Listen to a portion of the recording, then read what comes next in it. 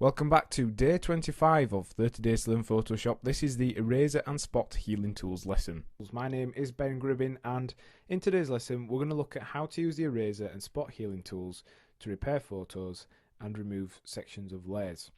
So let's jump into Photoshop, and we're going to open up the coarse damaged photograph that we have been using. This photograph's been heavily worn, parts of it have got torn off, and there's some noise and artifacts and all kinds of stuff on there. So we're going to use a spot healing tool to repair it, as well as then using the eraser to remove the background of this layer, for example. So we're going to start with the eraser.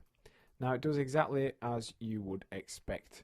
So we're going to go on to Magic Wand tool, select this background kind of roughly, and then we're just going to make sure we've got all of these areas down here selected just by pressing shift with the rectangular marquee tool. We're then going to jump to the eraser tool. Now it's based upon brushes, like all the best tools in Photoshop. It's got the ability to change hardness, size, the brush mode, the opacity, the flow, and we can also erase two parts of our history. So we've selected all the elements that we want to erase, and let's show you what the different modes do. Make sure you haven't got on your eraser tool erase to history set, because this will erase to the original history point, and that is our default image. So unless you want it to erase to that, otherwise just use the history brush tool, which does the same thing basically. So we've selected our background.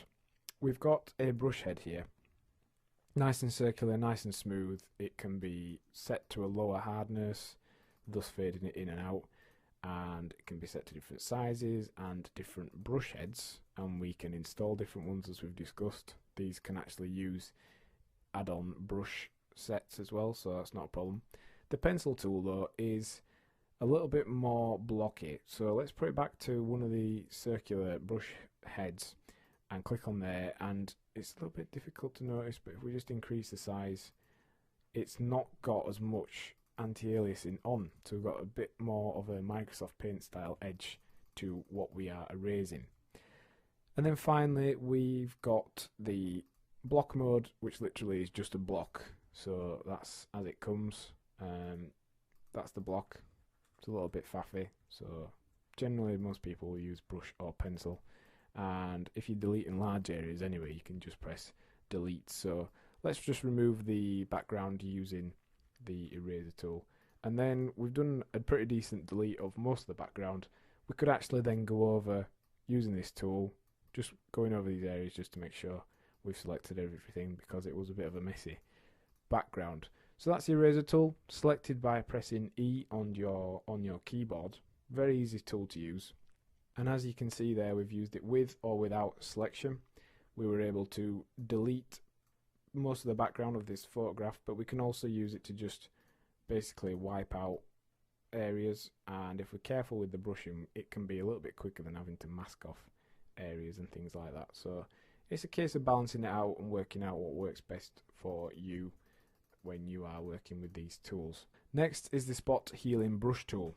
Again, a brush based tool, so you are able to install different heads, you're able to change the size, the rotation, the pen pressure, all kinds of stuff on there, and you can set it to replace and some different color modes, and also you can have it on content aware, create texture, proximity match. So we're going to look at what those different options do, as well as sampling all layers. So simply put, the Spot Healing Brush tool will clean up and remove small unwanted marks, damage, pixels, that kind of thing from an image a little bit more easily than the standard healing brush, and it's sort of automatic compared to the clone stamp, so it's a little bit quicker, and that's where its use will come in. So how does it work? Well, the brush tool here actually calculates from the pixels and textures and tone and lighting around where you're repairing to try and repair it. So using proximity match on the spot healing menu, we'll try and match the brush shape to the pixels around it to help with the repair. So for example, like this, that has done a pretty decent job of repairing it, whereas the line's not doing too well because it's all connected.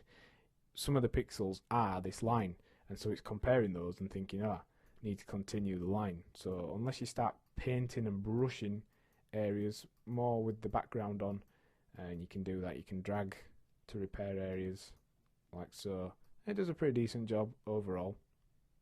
Usually this mode will work best proximity match, and it's kind of your default, but just in case it doesn't, put it onto create texture, and create texture will use all the pixels within an area to try and make the fix. So this is a little bit more fiddly, and it takes a little bit more computer processing, and as you can see, it is making noise and texture to try and blend it in.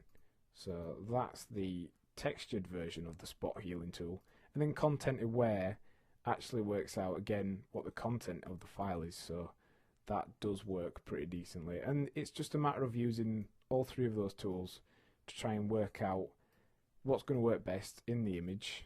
If it doesn't work at all, which it can do in some cases because of the difference in colours and contrasts.